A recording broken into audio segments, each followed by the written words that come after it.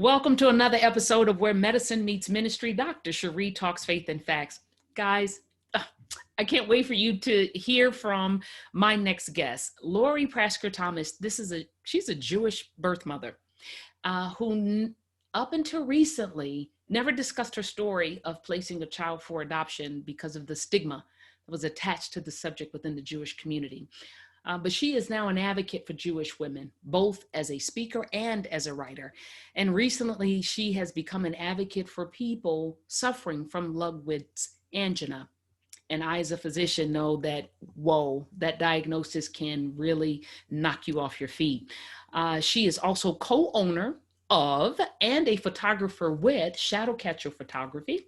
She runs a nonprofit organization called I Picture Hope. I love that name. And she is owner and officiant at Ceremonies by Lori. I am really looking forward to having Lori share some of her Where Medicine Meets Ministry moments. And so without further ado, please help me welcome Lori to the show. Hi, Lori. Hi. You Thank you for having me. Stunning. For those of you that are just listening to this podcast, you guys know that I usually post the video to the podcast at some point. Wait until you see this gorgeous woman. You would never imagine the struggles and the trials that she has been through. But again, these are the types of guests that we have here on Where Medicine Meets Ministry, because to look at them, you think they'd have not a problem in the world. And that's exactly what she's looking like. So Lori, listen, I got a lot of questions for you because there's a lot that you can unfold for us. But I'm going to talk about first, you acknowledge that you're an advocate for Jewish women. But before we talk about your advocacy and what led you to becoming an advocate, how had you previously defined your role as a Jewish woman? I don't know if I ever really did. I think growing up in an somewhat Orthodox Jewish household, it was just ingrained in me. This is what you are. Mm-hmm. And I don't know if I actually ever thought of myself other than a Jewish female. I would go to temple most weeks. I would do what I was supposed to do. I grew up going to an Orthodox elementary school. It was kind of an agreement between my mom and my dad. My mom grew up Orthodox. My dad grew up Reformed. So they kind of met in the middle. And we belong to a conservative temple here in Wilkes-Barre. Mm-hmm. But the schooling, my mom thought was very, very important for us to at least have the background that they couldn't necessarily teach us. So my sisters and I all went to this one particular school, very small. But I don't know if I really ever thought of myself in anything other than I'm Jewish and I'm a female.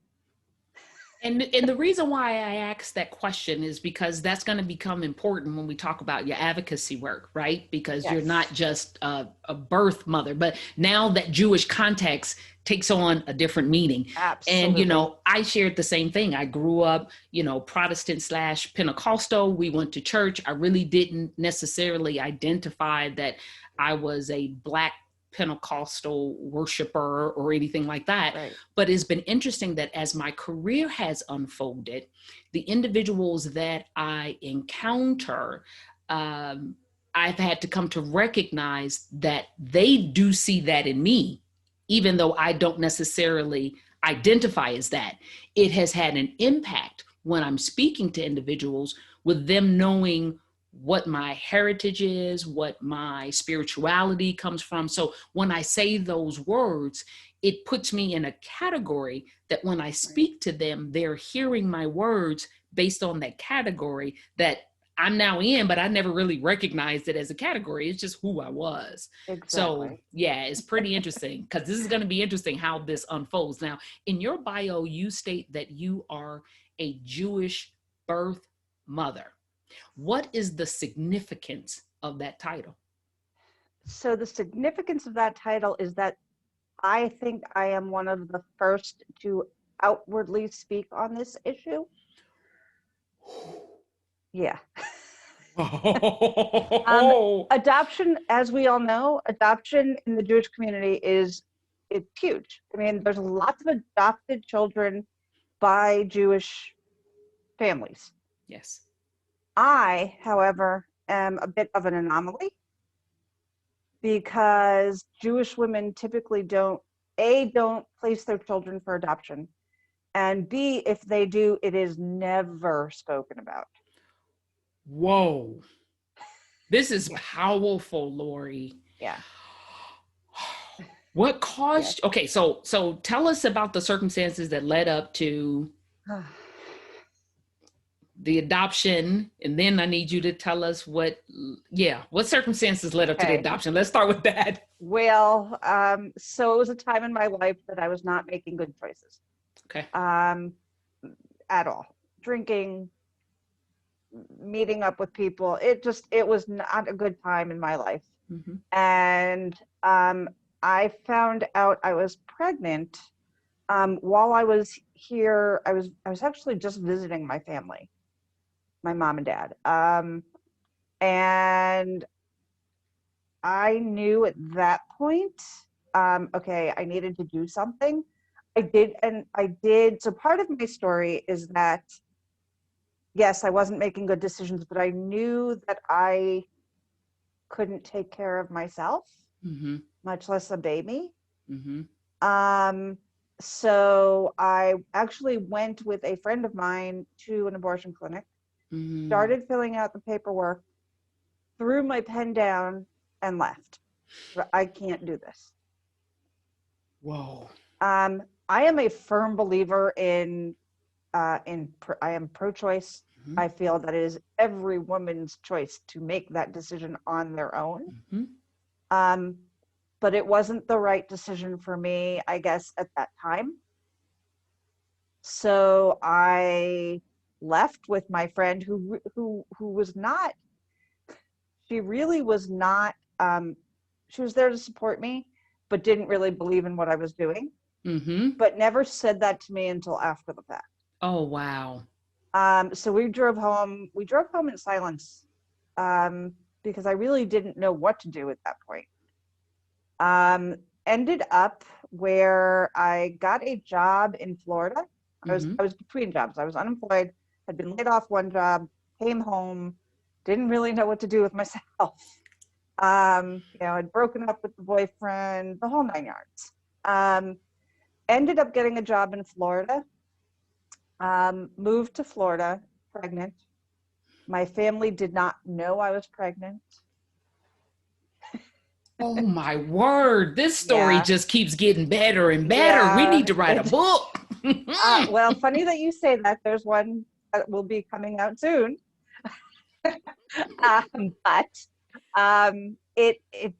So I moved to Florida, started working, but really didn't know what to do. And it was getting to that point where I needed to make a decision.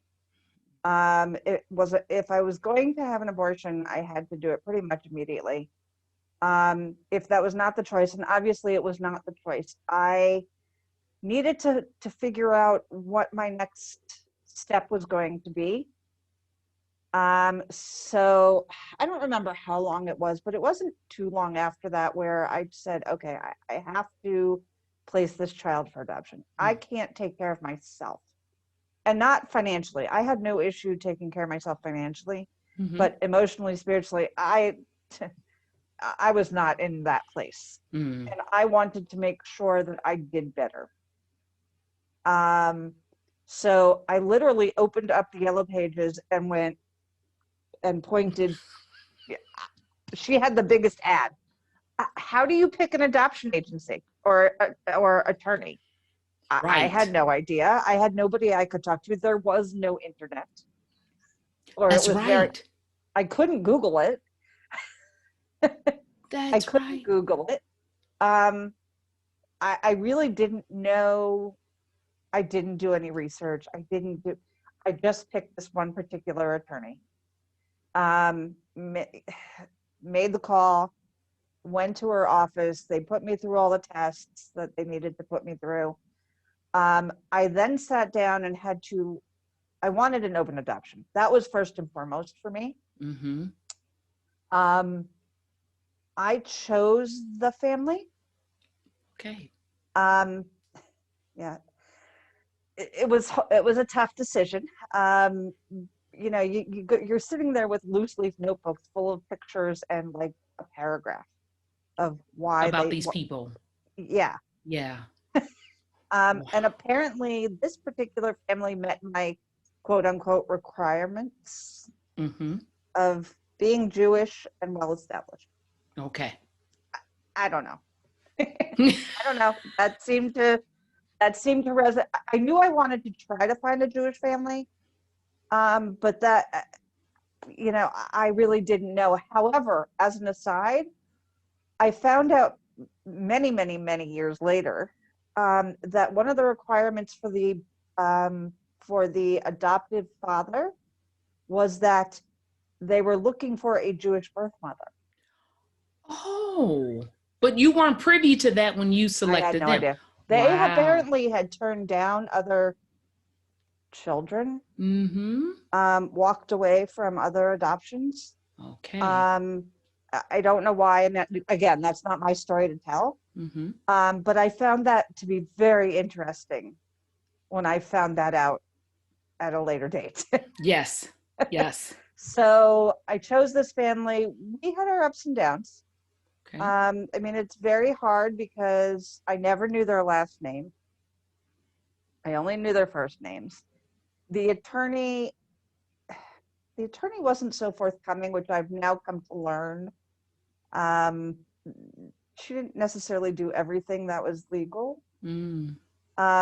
but it, um, I almost did not give the child to this family. I had a really big issue with the adoptive mother. We have since made up, and we're actually very friendly now. Mm-hmm. But at that time, I was really, I didn't know what to do. Wow. So if Yeah. you're dealing with, okay, I'm having some issues with the mom. I've had to pick this family pretty much based off of pictures and a brief paragraph. Yes. I am trying my best to do right by this child Mm-hmm. in the best way that I can in my current mental, emotional, spiritual state. Absolutely. How would you say that the adoption affected or defined your life, or did it? Oh, it did. Okay. It did. Mm-hmm. So to answer that, I need to tell a little bit more of the story. Okay. So the adoption went through. I, ended up placing her with April with the family that she grew up with, her mom and dad. She had the best life that I could have asked for. However, the attorney told the family that I did not want to see hide nor hair of them after the first 3 months. No. Did you Yes. ever say that? No. No. When did you find this out? Okay, so I found this out. When April reached out to me 3 years ago, 4 years ago now, she kept saying, I didn't know if I could reach out because I didn't want to get in trouble. And I Wait, couldn't. wait. You said until 3 to 4 years ago. Yes. So how old was April before She was she reached out? 18. Oh my word. So much for an open adoption. You missed out 18 years. I missed everything. Now, not that I would have, I didn't want to raise her, but she's still my daughter, and I still Yes. say that. But, a monthly update, something. Yes. But they were told that I did not want to see or hear from them. I was told that once the adoption went through, I had no rights. So you just thought the parents just made the decision not to keep you informed or to stay in contact, and the attorney had turned around and told the parent. Yep. Oh my So word. I found this out because the very first time that all of us met after this, we were going through April's baby book, and her mother says to me, "Oh, you should have these." Have what? Right. Have what? And she said, "Well, we gave them to the attorney for her to send them to you." Never I got them. I never received anything. How heartbreaking. So I thought of my daughter. Now I have another daughter who I love to death. Melanie is amazing. But she had a sister, and Yes. I was very open and honest with her and my husband that I had placed a child for adoption. It's not something that I hid. Right. And for as much as I love Melanie, being the teenager that she was a few times, she would say, "I wish you would have given me away." Oh, Yeah. wow. Okay. She sends I mean, we've all gotten Yes. over that. Yes. Yes. Just teenage years. Right. Opening their mouth, just jibby, Ex- jibby, jibby, jibby, yes, jibby, just being exactly. reactionary, and then realize, you know Exactly. what? No, I'm glad you didn't. Exactly. Yeah. Exactly. So has it defined my life? Absolutely. Not in the way that most people think. Mm. It made it very hard for me, even though I was very open and honest about it with my husband and my daughter. I was not open about it with the rest of my family. Oh, did your They, parents know? well, come to find out, apparently they did, But they never said because anything? they did not find out from me. Oh, They had found out, I guess they were cleaning up the bedroom in the house that I was staying, and I guess I had left something. I don't really know all of the details, but they knew. Never said anything to me. mm. It wasn't until many years later, again, my mom said that she never forgave me for giving away her grandchild. Ooh, Yeah. that had to be hard, Lori. Yes. Yes. And so with that being said, that's where that's why I'm so outspoken about being a Jewish birth mother, because Got it. I left Pennsylvania because I didn't want to embarrass my family. Mm. You left the state I left the state. Yes. to avoid To embarrassing your avoid parents. embarrassing my family. And then you leave the state, you put your child up for adoption, Mm-hmm. the attorney lies Yep. on both sides. Yep. You don't have the opportunity to at least get a card that says she graduated from elementary school or high Right. school. Right. And you did not, you're thinking that your parents don't know, but then later you find out that they do know. And now Yes. mom's upset that you gave away her grandchild. Yes. In the midst of how difficult it was for you to actually do it, period. Yes. So now I feel disappointed that I disappointed my mom, Right. that I wasn't in the right mental space that I could have kept and raised her.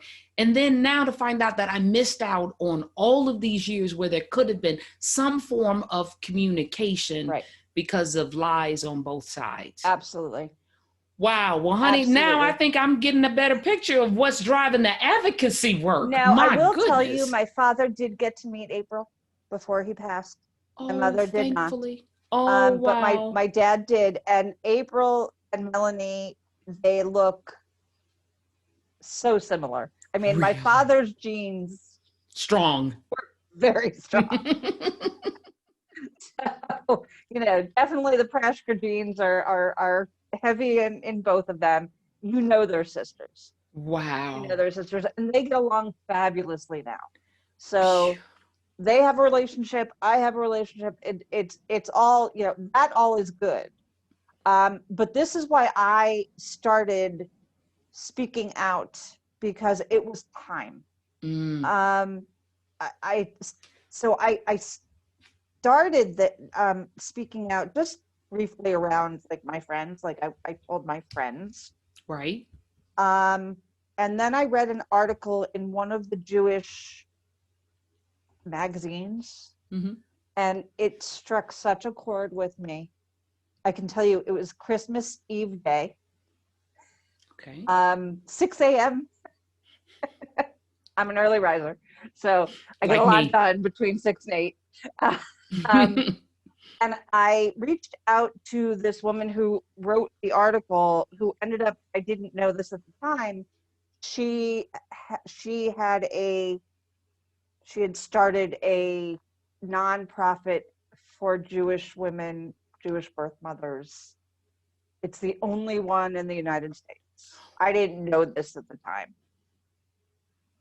Yeah. Wow. Perfect alignment. Yes. Yes. It was time. I read this article and I'm sitting in my chair crying Yes. because it was like she was telling my story. Yes. And I emailed her, and I got an email back like within half hour, of writing it. And she says to me, Lori, they were away on vacation, she says, when I get back, we need to talk. Okay. Yep.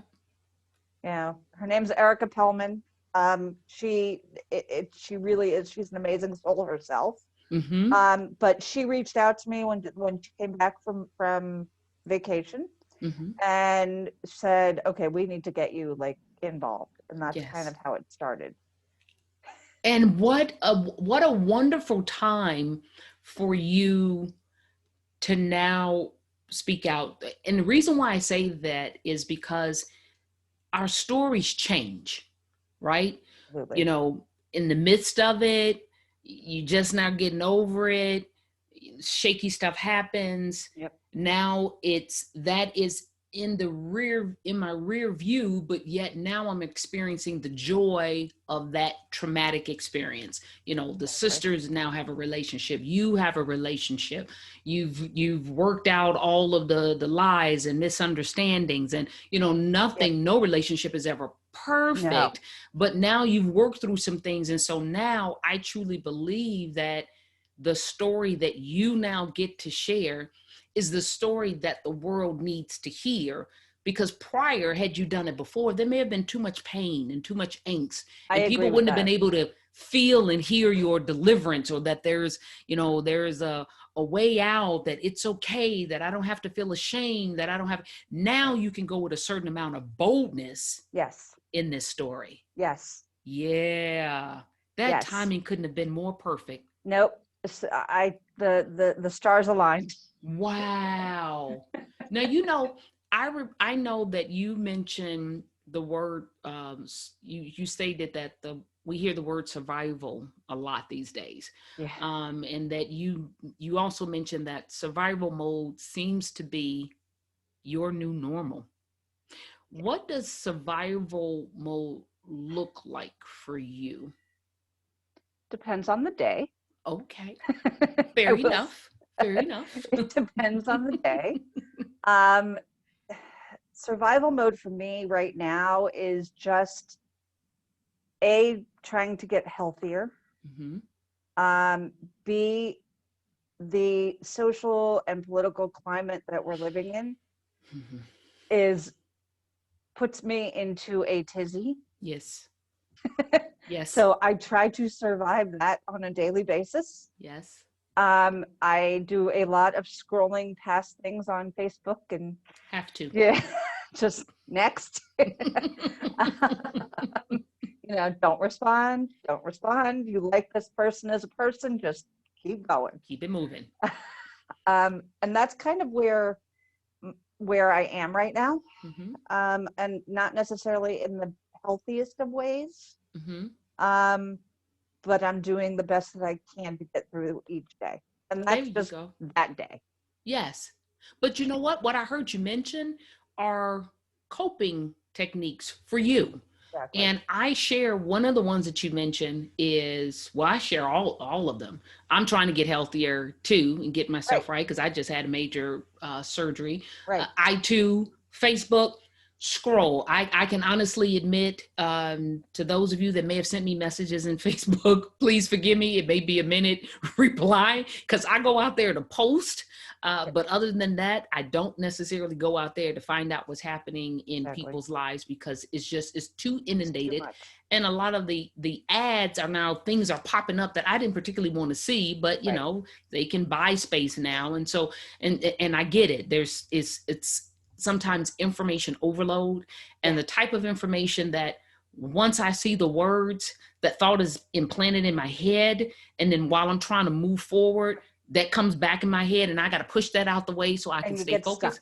You get stuck. Yeah. So I totally get that. And it is a day by day. One day may be more focused on, okay, I really need to focus on me health-wise today because I'm not feeling right.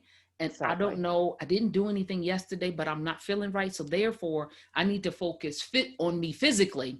So I got to not have so many outside emotional insults coming at me because I got to stay focused. So I completely get that. But I want our listeners to hear, when you say you have to focus on your health, something happened to you on May 2nd of this year.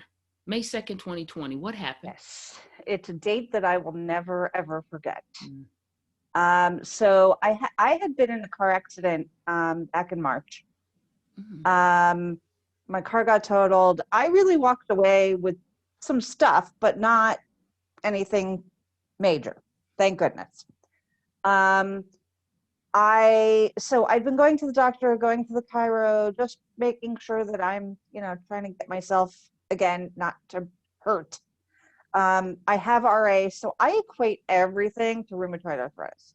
I equate everything. Okay. I'm in a flare. I guess that's also one of my coping mechanisms. Yes. It's part of the RA. It's just that. It's just that. I don't need anything else new. It's just that. Right? Exactly. And my pain threshold is really high. So if I start complaining, there's a problem. Most people, from what I've been told, if I'm saying I'm like a 6-7, most people are like 10 plus. Same here. Yeah. Same exactly. Here. Yep. So May 2nd, I was not feeling well. I had already been to the doctor that morning. They sent me for a CAT scan. I was waiting for the results. I napped. I'm not a napper unless I'm sick. So my husband drove me home. I don't know. I slept from like 11 to 6, which again is not 7 my hours. MO. Not my MO. No, during the middle of the day. During the middle of the day on a Saturday. Yeah. No. Not you. No. My sister had called me and said, you need to go to the hospital. Like, you need to go. And I didn't want, with COVID happening, I didn't want to go to the hospital. I didn't want to go to the ER. I didn't want to go, and especially to the hospital that I was at and went to, I was told, stay away from that hospital. Okay. So I went, my husband drove me. I go through the awful white tent, took my temperature. It was 103 point something. Yeah. So they had me standing outside with one of the nurses because they were waiting to get a COVID room because they just assumed that's what I had. Okay. Right. But I'm in tears. I am hysterically crying. No husband, nobody's with you. Just you. It's just me. And I don't know what's going on. All I know is that I'm not feeling well. My jaw was really bothering me. Which is why they did the CAT scan. Again, I thought it was the car accident. I thought it was the RA. The RA went into a spiral after the accident. Trauma. We all know that's one of those things. Yes. And I stood outside. I don't know for how long. I really don't. I called my husband when I got in the room and said, go home. I'm being admitted. I don't really have any other info, but go home, go get yourself something to eat. Again, worrying about him. That's what we do. Exactly. To be honest with you, I don't remember much after that. That's one of the last things that I actually physically remember. what I've been told, and from my 1,300 pages of my hospital stay that I'm slowly going through, Mm-hmm. I had some sort of an infection. They said, in my jaw, in my mouth. So they put me on antibiotics, and apparently I had an appointment with the oral surgeon on that Tuesday anyway, or Monday. I don't remember making the appointment, but that's what I was told. And at that point, I really have no recollection. Dr. Abdulatif, who I cannot say enough good things about, was getting off duty, decided to stay on for me. I did not know this man from anything. He stayed on because he kept saying there's something going on. Her pain for what we have diagnosed is not right. So apparently 2 days later, I think it was, they diagnosed me with Ludwig's angina, Yes. which is typically misdiagnosed apparently, Mm-hmm. more times than it's not, and most people don't recover from it. Well, a lot of people don't recover from it. You are correct. I was told had I not come in that night, I would not be here. No. They had to intubate me, emergently intubate me. They did surgeries while I was intubated.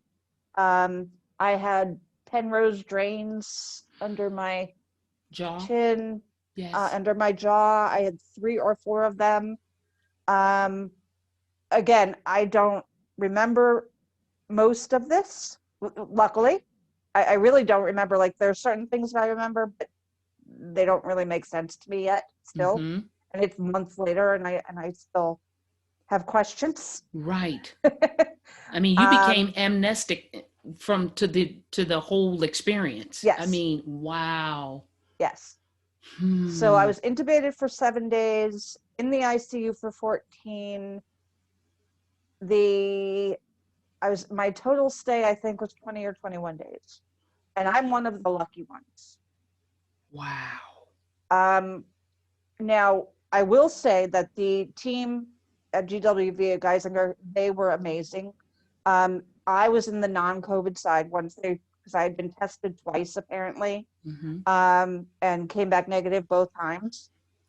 So they had me obviously on the non-COVID side, but I was right at that juncture where at the nurse's desk where you made a right-hand turn to go to the COVID side and you went straight to the non-COVID side.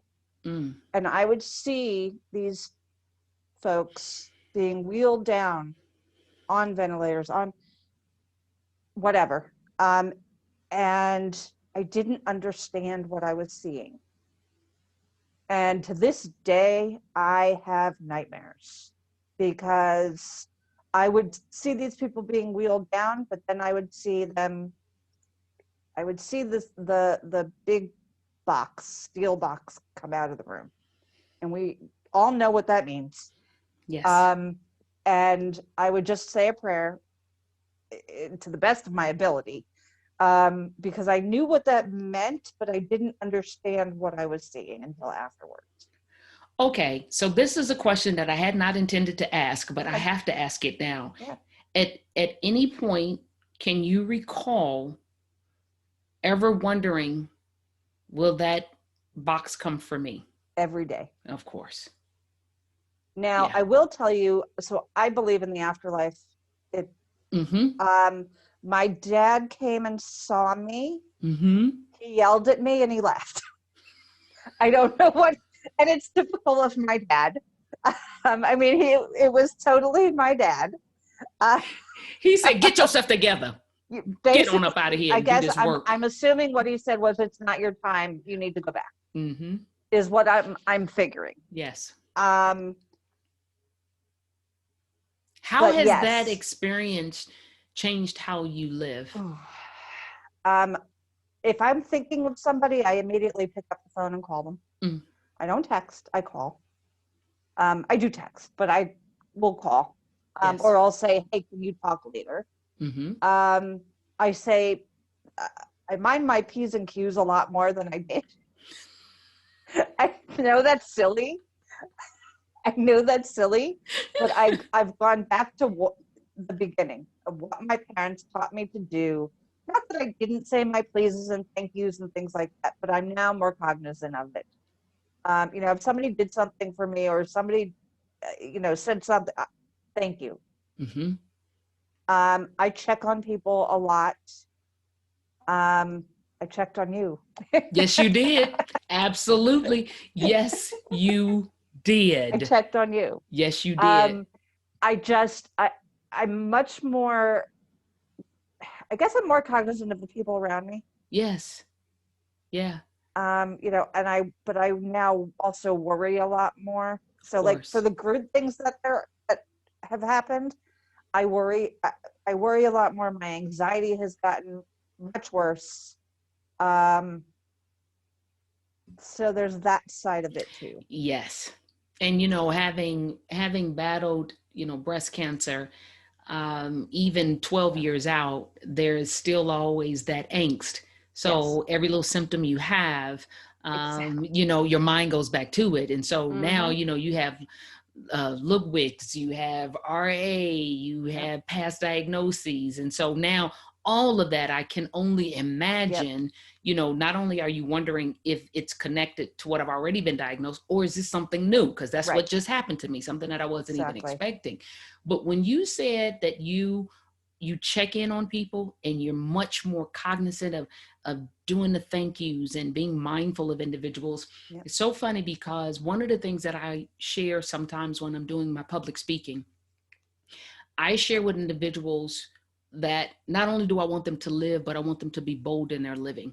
And one of the things that you can do to be bold in your living is to give abundantly.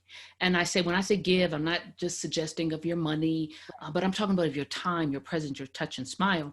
And I share a story how when I was in medical school, I was a first year medical student. There was a Black female who was a second year medical student.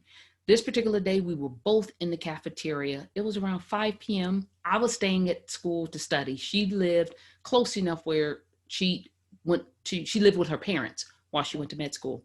We both were in the cafeteria. I get my usual pretzels, cup of water, because that's all I could afford. She walks around and figures, I really don't see anything that I want. And so we hug each other. We give each other a kiss on the cheek. And she was like, okay, I'll see you tomorrow. So I go to the library. I hide my drink and my pretzels because you're not supposed to take food or drink in the library. I hide it. I get situated at the desk, at the table. And then a mutual friend of ours who's a resident comes running into the library and she yells out my name, Sheree, startles everybody. Fortunately, I was in the main area. So I see her. She grabs my hand. She runs. She takes me. She's pulling me down the hallway. We're running. As soon as we get to the entrance of the emergency room, she stops me. She said, Sheree, I just need to let you know that Margaret was on her way to the car. She was found on the ground seizing. By the time we got her to the ER, we did a CAT scan. She had a ruptured aneurysm. We were not able to stop the seizing. We weren't able to bring her back, but we know that you would want to see her. Her family's on their way. And when I walked in and saw her, and I kind of got through that whole experience, and it wasn't until a few days later when we were planning memorial services and different, professors were going to sing at the memorial service, that I remember sitting at the memorial service, and it was this one surgeon who sang, I didn't even know, he's one of those baritone singers, operatic, and I was like, oh my gosh, whoa, I just thought you operated on people. This is the bomb. But while I'm sitting back there, it dawned on me that I was the last person to hug her and the last smile she sees. And so I tell individuals, when I bring up that point, I tell people, when I'm talking about giving abundantly, I need you to slow down to the point where you realize that the smile you give someone may very well be the last smile they see. Exactly. And so by you taking the time out, I want to make sure you're okay. It at one point is going to be you that, one, lift someone's spirit. because nobody else checked in on them. Right. They're going through, and good old Lori called me, and we're talking, and she got me laughing, and now pulls them out of that rut. Yep. Or maybe your voice is the last voice, the comforting voice that they will hear. But whatever that leading is, that pressing inside of you, you and I both know we serve an awesome God. Absolutely. We serve an awesome God. And we know that in the midst of people lying, like the attorney, in the midst of there being this disconnect, we also have an understanding and an appreciation that our footsteps are ordered.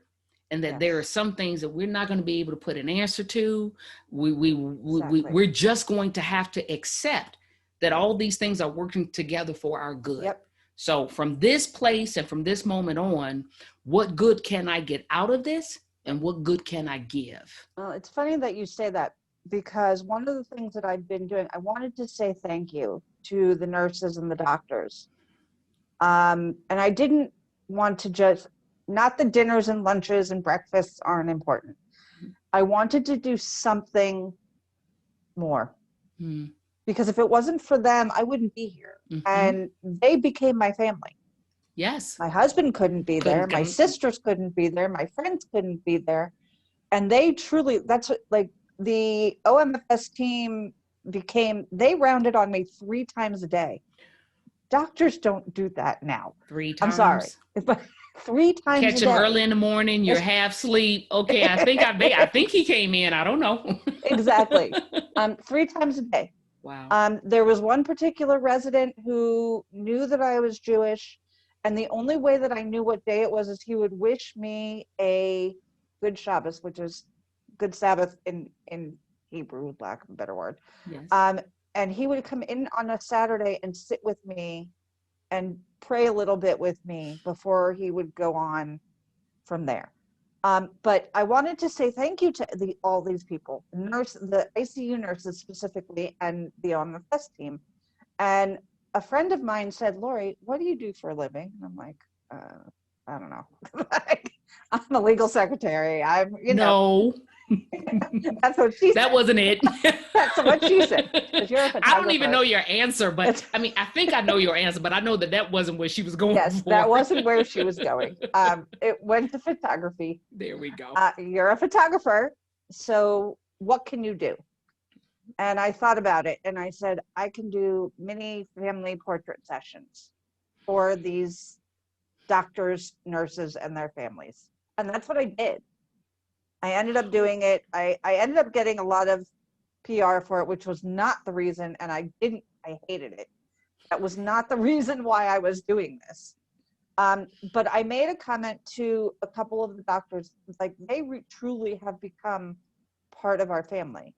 Like, we invite them to the little family gatherings that we're allowed to have. You know, I invited one of the doctors to break fast with us on Yom Kippur, because that was important to me. He couldn't make it, and that's fine, but the invite, and every time I walk in there, I get hugs and kisses, and, you know, and the ICU nurses didn't even realize who I was until we started talking. They just knew that I was doing this for free. That was basically what it boiled down to. Right, exactly. Free photos, okay. You know? I'm in. Great. We started talking, and they would say to me, "Oh, wait, were you in bed 21? Yes, I was."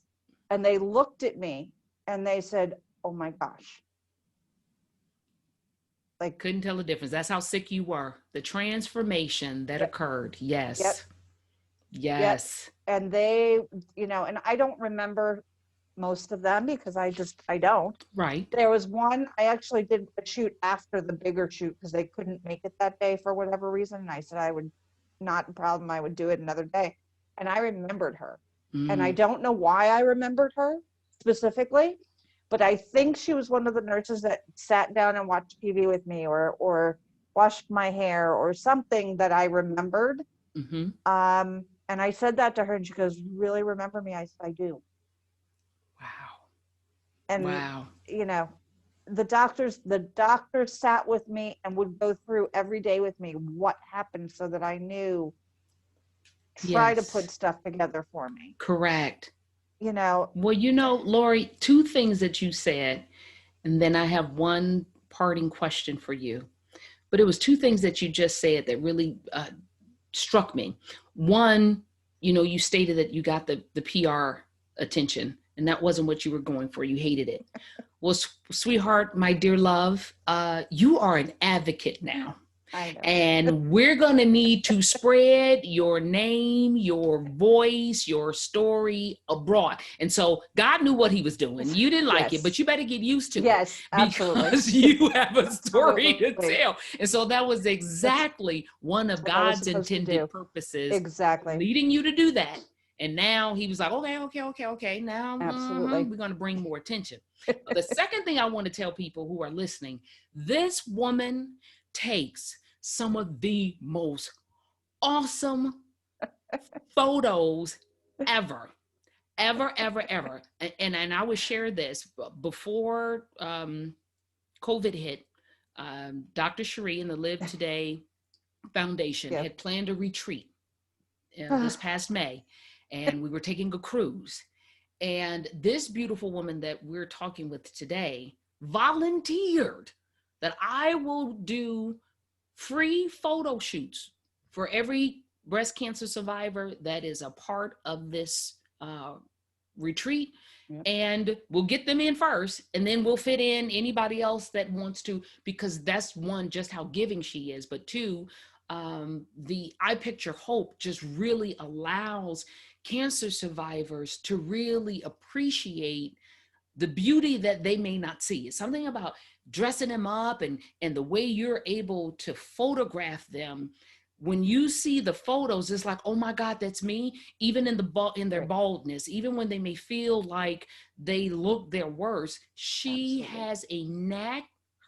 Her and her husband just has this gift and ability to bring out this inner beauty where these photos just look magnificent. So I'm going to make sure that everybody has how they can contact Lori, because you would want to get in touch with her. And I'm telling you, when things are free, travel is better, whatever, I'll put it to you this way. She is worth paying for the travel to have her come and do your photos. It's just incredible talent. But thank you for that. Besides that PR, is there anything else that you would like to share, Lori, before we part ways on this interview? I just want to say thank you for allowing me to speak my story. Anybody who is interested in finding out more or want me to come out and speak my story, tell my story, help what I can, I have a website. There's a couple, but you can go to any of them and get me. But the main one right now is my name. It's LoriPrashker-Thomas.com. You can also go to ShadowCatcherPhotography.com or IPictureHope.net for those who want to get me to do some sort of an event for breast cancer survivors, or really any survivors of cancer. I don't limit it. But again, Cherie, thank you. This means the world to me. Lori, no, you mean the world to me. Thank you so much again. I'm telling you guys, she dropped some pearls of wisdom of truly what can happen when where medicine meets ministry moments develop and mature, and what you make of them can change not only your life, but the lives of everyone you touch. Until our next episode, this is Dr. Cherie signing off. Can't wait to talk with you again.